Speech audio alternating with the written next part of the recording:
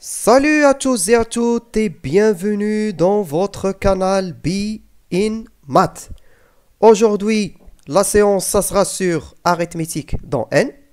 C'est une première partie, principalement destinée au niveau tronc commun scientifique.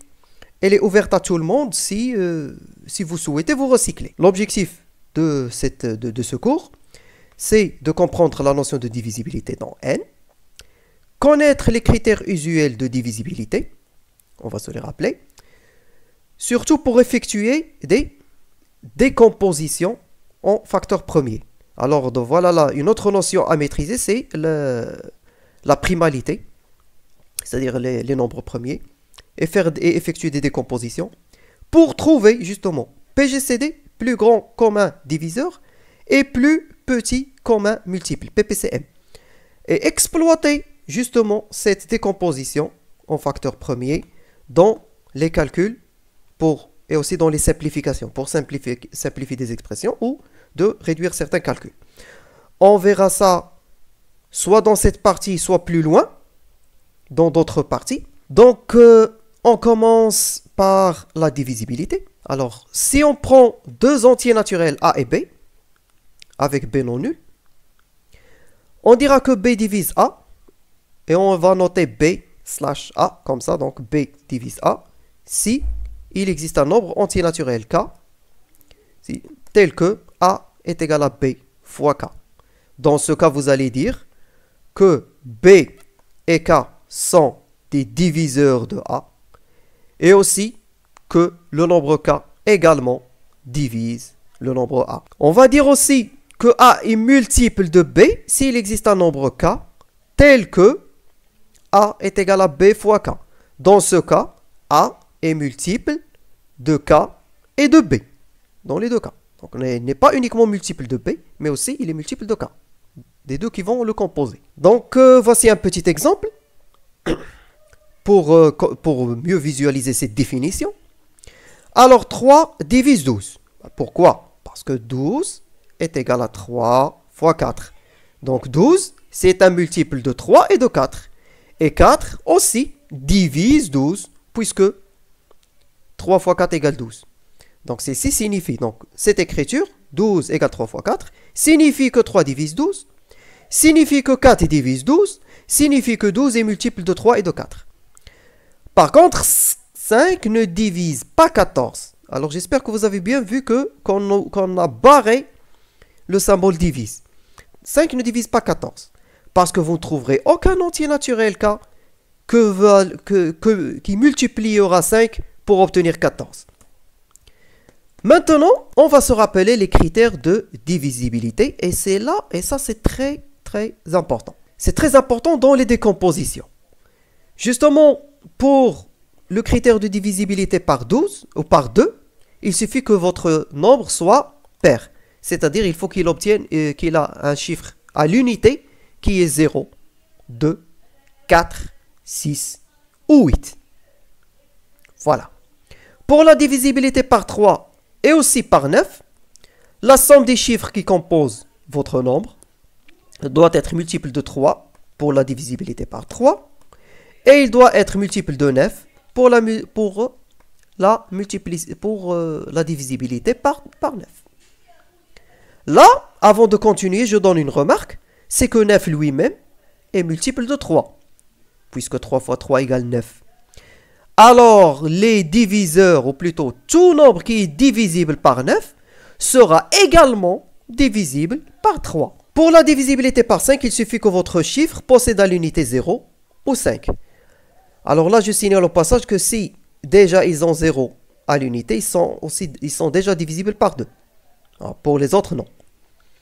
Pour la divisibilité par 10, il suffit que votre chiffre à l'unité soit 0. Mais s'il est divisible par 10, c'est qu'il est divisible également par 5. Ben, c'est normal, un cas particulier. Et s'il est divisible par 10, encore, il est divisible également par 2 s'il a 0. Parce que ceux qui ont 0 à l'unité sont déjà des nombres pairs. Puisque 10 est multiple de 2, donc les multiples de 10 sont également multiples de 2 et de 5. Enfin, pour la multiplicité par 11, la différence, alors là, qu'est-ce qu'il faut faire? On va faire la différence entre la somme des chiffres de rang pair et de rang impair. Si cette différence, si la différence entre la somme des chiffres de rang pair et de rang impair est multiple de 11, alors c'est que le nombre est multiple de 11. Alors les critères, là, avant de visualiser ça dans un exercice, un exemple, je vous signale que les critères les plus importants à connaître, ce sont 2, 3, 5 et 11. Cela est dû aux décompositions. Donc voilà un exercice pour visualiser ces critères de divisibilité. On va donc par exemple, ici on vous demande de chercher parmi cette liste lesquels qui sont divisibles par 2, par 3, par 5 et aussi par 9. Alors je vais prendre juste deux exemples, 135 et 101. Alors 135 est divisible par 3 et aussi par 9. Pour la simple raison, c'est que il répond aux critères de divisibilité par 3 et par 9. Alors si vous prenez les chiffres qui composent 135, sont 1, 3 et 5. Si vous calculez la somme 1 plus 3 plus 5, elle vous donne 9. 9, c'est un multiple de 9. 9, c'est un multiple de 3. Donc 135 est divisible. Donc 135 est divisible par 3. Il est également divisible par 5. Pourquoi? Parce qu'il a 5 à l'unité. Alors puisqu'il a 5 à l'unité, donc il est divisible par 5. En revanche, 101 n'est pas divisible par 3. Pourquoi? Parce que 1 plus 0 plus 1, et ces chiffres sont 1, 0 et 1 sont les chiffres qui composent 101, leur somme est égale 2. Et 2 n'est pas un multiple de 3, donc ce nombre n'est pas divisible par 3. On passe maintenant à l'exercice suivant. Donc ce principe, c'est ça le principe que vous devez faire avec les autres pour 420, 720, etc. Donc déjà, moi, je peux dire directement que 420 et aussi 720 sont divisibles par 2. Ils ont 0 à l'unité. Ce sont des nombres pairs. Ils sont aussi divisibles par 5. Ils ont 0 à l'unité. Voilà, donc vous pouvez chercher. Donc, par exemple, l'exemple 1573. 1573, c'est un chiffre. Alors, les chiffres d'ordre pair, qui ils sont 1 et 7. Vous allez numéroter justement leur numéro d'ordre. On va parler de numéro d'ordre. Vous allez les numéroter. Voici le premier, c'est 1, 2. Le premier, c'est 3. Donc, vous allez le numéroter 1, 2, 3 et 4. Voilà comment vous allez numéroter 3, 7, 5, 1. L'unité et les centaines sont d'ordre impair. Les dizaines et les millièmes sont d'ordre pair. Donc, d'ordre pair, vous avez 1. Vous avez 1 qui est de rang 4 et vous avez 7 qui est de rang 2. Et pour leur somme est égale à 8 parce que 1 plus 7 ça fait 8. Et pour l'ordre impair, le premier c'est 3. Le premier c'est 3. Le deuxième c'est 7. Le troisième c'est 5. Alors 3 plus 5, ce sont les chiffres d'ordre impair. Voilà. Le premier c'est 3, le troisième c'est 5. Donc 3 plus 5, ça fait 8 également. Et la différence entre la première somme qui est 8 et la deuxième somme qui est 8, c'est 0. 8 moins 8, c'est 0. Donc 0. Et 0, qu'est-ce qu'on connaît sur 0? C'est qu'il est multiple de 11. Alors, puisque 0 est multiple de 11, donc le nombre 1573 est un multiple de 11. Voilà. Maintenant, c'est le tour de la parité. Et donc, dans la parité, qu'est-ce qu'on va traiter? Les nombres pairs. Alors, les nombres pairs sont les nombres qui s'écrivent sous forme n égale 2k. Alors, les nombres pairs, d'après cette formule, puisqu'ils s'écrivent comme ça, on peut dire que les nombres pairs sont tous multiples de 2. Les nombres pairs sont tous divisibles par 2, par la même occasion. Alors, si vous trouvez qu'un nombre est multiple de 2 ou divisible par 2, c'est qu'il est un nombre pair. Alors, par exemple, 1246, c'est un nombre pair, car vous pouvez l'écrire sous forme 623 fois 2. Et donc, il est multiplication de deux nombres, l'un d'entre eux est 2. Donc, 2 fois 623. Donc, c'est aussi un nombre pair puisqu'il a 6 à l'unité, donc c'est un nombre. Donc, ça c'est l'ancien critère avec lequel vous identifiez les nombres pairs. Il est toujours fonctionnel. Il est toujours valable. Donc, 14246, c'est un nombre pair. Il est sous forme 623 fois 2. Il est divisible et cette expression signifie également qu'il est multiple de 2 et divisible par 2. C'est normal, vous effectuez la division par 2, vous allez trouver 623 avec un reste 0. Puisque vous multipliez 2 par 623, elle vous donne 1246. Donc, 1246, c'est un multiple de 2 et de 623. Voilà. Passons maintenant au nombre impair. Pour les nombres impairs, alors tout nombre que vous pouvez écrire sous forme de k plus 1, c'est un nombre impair. Avec k un entier naturel. Alors les nombres, un entier naturel donc, peut soit être pair, c'est-à-dire juste n égale 2k, ou soit être impair sous forme nk plus 1. Alors les nombres impairs et les nombres impairs ne sont pas divisibles par 2. Alors le nombre par exemple 1453, bon franchement ça c'est une date spéciale. Si vous êtes intéressé, cherchez cette date dans l'histoire et vous allez savoir avec quelle année ça coïncide, avec quel événement ça coïncide. Donc le nombre 1435, ce qui nous intéresse maintenant, c'est que c'est un nombre impair. Pourquoi ? Parce qu'on va le mettre sous forme 1460, parce qu'on va le mettre sous forme 726 fois 2 plus 1. Bon, il est aussi impair puisqu'il a 3 à l'unité. Donc, ceux qui ont 1, 3, 5, 7, 9 à l'unité sont des nombres impairs. Et les nombres pairs, ils ont 0, 2, 4, 6, 8. Bien sûr, cette expression, donc je vais la surligner, cette expression signifie que 2 n'est pas, que notre nombre n'est pas divisible par 2. Voilà pour la parité. Maintenant, on va passer à la parité. Maintenant, on va passer aux propriétés de la parité avec par exemple la somme. Dans un premier temps, avec la somme.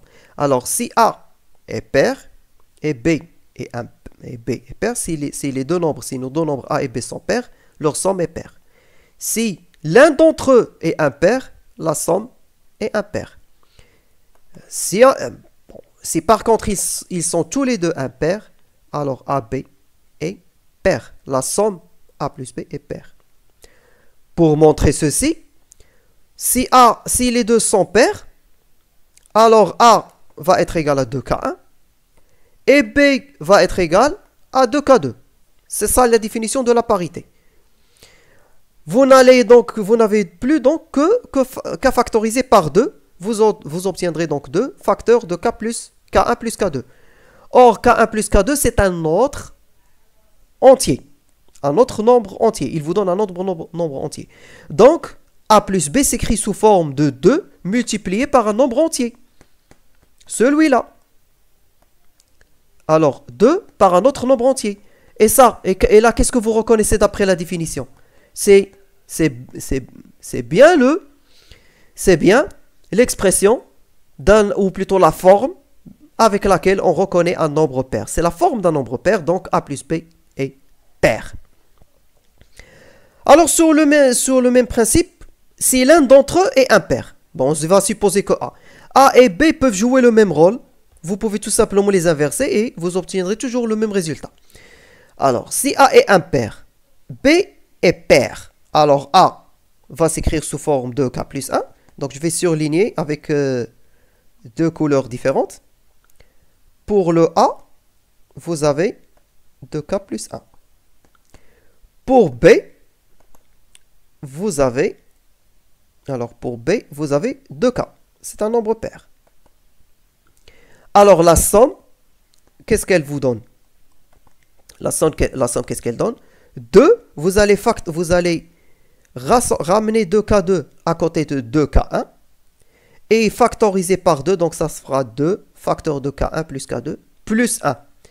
Alors là, qu'est-ce que vous... Alors là, K1 plus K2, c'est un nombre entier naturel multiplié par 2. Donc, tout ça, c'est la forme de 2 fois un nombre entier naturel plus 1, et c'est la forme d'un nombre impair. Voilà. Pour montrer alors la dernière, donc on va effacer. Pour la dernière, c'est facile. C'est sur le même principe. Alors on va surligner encore. Donc, ils sont tous les deux impairs. Voici pour A. Et voici pour B.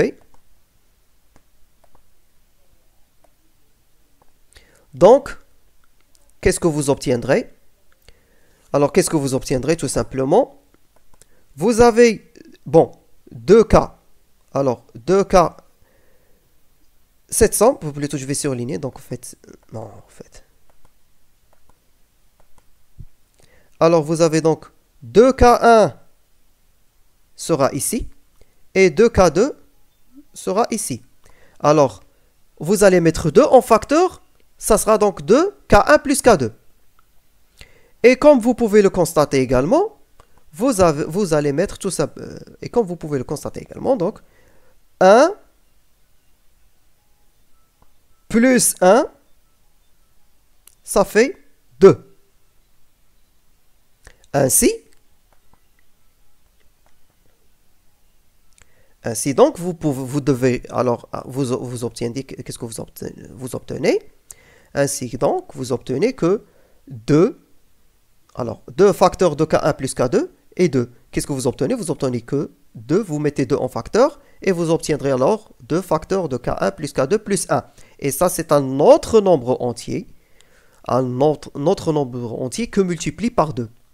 Alors là, A plus B, vous constaterez qu'elle est de la forme 2 fois un autre entier K, qui est la somme de K1 et K2 et de 1. Et donc, vous allez dire que A plus B est un nombre pair.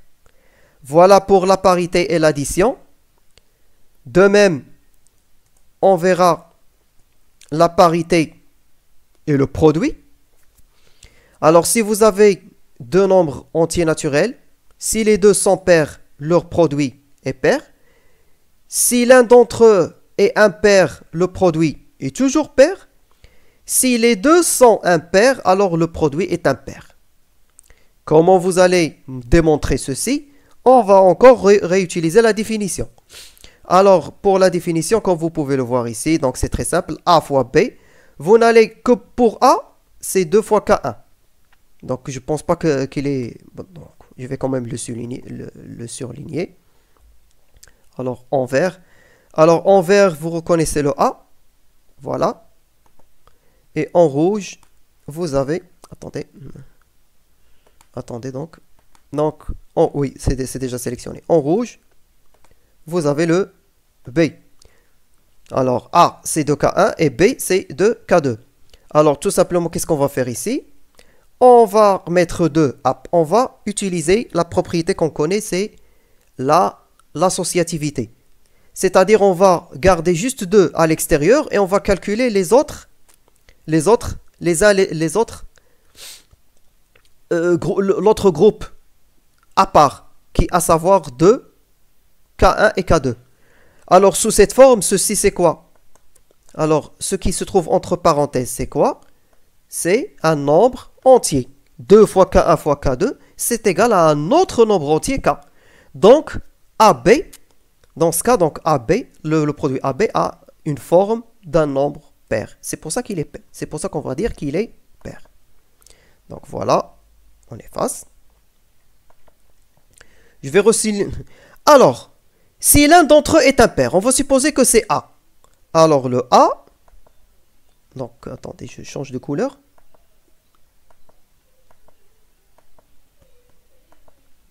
Alors A, supposons que A est impair.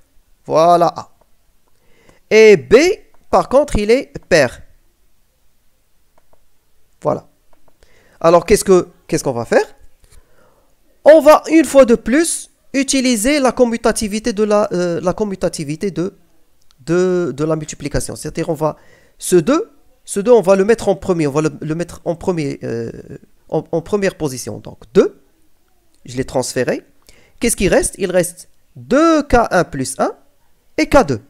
Alors, ce groupe, tout ce groupe, je vais le surligner, tout ce groupe,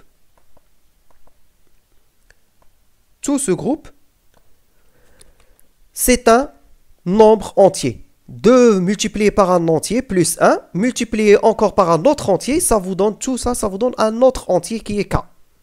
Alors, c'est encore, vous avez donc 2 fois un nombre entier, et donc, votre produit, il est de la forme pair. Voilà. Enfin, voici maintenant la dernière propriété, c'est A fois B. Donc, qu'est-ce que vous obtenez? Donc, 2K1 plus 1. 2K1 plus 1 fois 2K2 plus 1. Alors, les deux, cette fois, ils sont tous les deux impairs. Alors, voici le A et voici le B.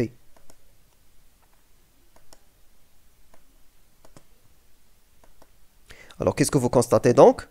2K1 fois 2K2, c'est 4K1, K2. 2K1 fois 1, c'est 2K1. Et encore aussi, 1 fois 2K2, c'est 2K2. Et 1 fois 1, c'est 1. Donc, on va rassembler tout ce groupe qui est avec des multiples de 2. Vous pouvez le voir. Alors là, 2, c'est en facteur. Vous allez mettre ici, vous allez mettre 2 en facteur commun. Donc, ici, vous aurez 2K1, K2, plus K1, plus K2. Alors, ça, c'est quoi? Alors, ce groupe encore, ce groupe-là. Ce groupe, 2K1, K2 fois K1 plus K1 plus K2, et il vous donne un autre nombre entier K. Alors, vous aurez donc une forme de 2 fois K plus 1, c'est la forme d'un nombre impair. Donc, vous allez dire que AB est impair. Donc, voilà tout ce qu'on peut dire pour la parité. On va effacer. Donc, une dernière chose que je dirais sur la parité, ça c'est une astuce que vous pouvez utiliser pour mémoriser les propriétés qu'on vient de voir. Alors, pour l'addition, vous allez désigner par 0 bar les nombres pairs et vous désignerez par les nombres impairs 1 bar. Alors, pour l'addition, donc pair fois pair plus pair, ça fait un pair, ça fait un nombre pair. C'est normal, donc 0 plus 0, ça vous fait 0. C'est pour ça qu'un nombre pair plus un nombre pair égale un nombre pair. Par contre, un nombre pair plus un nombre impair, ça vous donne un nombre impair. On l'a vu ça dans les propriétés. Alors voilà, 0 plus 1, ça fait 1. C'est plus facile à mémoriser. De même pour la multiplication, alors 0 fois 0, c'est 0. 0 fois 1, donc un nombre pair multiplié par un nombre impair, il vous donne un nombre pair. Parce que 0 absorbe. Donc 0 fois 1, c'est 0. Le seul cas où vous obtenez un impair, c'est que lorsque les deux sont impairs. Alors 1 fois 1, ça fait 1. Alors là, vous allez me dire le cas pour l'addition, qui est à dire un nombre impair plus un nombre impair. Pourquoi il vous donne un nombre pair? Pourquoi il vous donne 0? Alors pour le cas 1 bar plus 1 bar, puisque 1 plus 1 est égal à 2. Et 2, c'est un nombre pair. On le connaît. Et les nombres pairs, on les désigne par classe de 0. Pardon, par 0 bar. Donc, on va dire 1 plus 1 est égal 0 bar. Voilà, en fait, cette astuce, il y a toute une science. Il y a toute une science et toute une connaissance, une base de connaissances derrière cette astuce. Mais en fait, c'est pas le moment de vous le dire, puisque c'est le niveau tronc commun scientifique. Sinon, pour baccalauréat 1, on va détailler pourquoi. On va détailler on va détailler ce cas. Et aussi, on va voir sa généralisation pour d'autres nombres. Mais pour l'instant, vous pouvez utiliser ces deux tableaux pour vous aider à mémoriser vos propriétés de parité et opération. Donc, je pense que ça suffit pour cette séance. On continuera la séance prochaine. Et justement, pour ne pas rater la séance prochaine, veuillez, s'il vous plaît, vous abonner et activer la cloche pour ne pas la rater. Et si vous avez aimé, likez et partagez. Si vous avez des questions, posez-les en commentaire. D'ici là, portez-vous bien et à bientôt.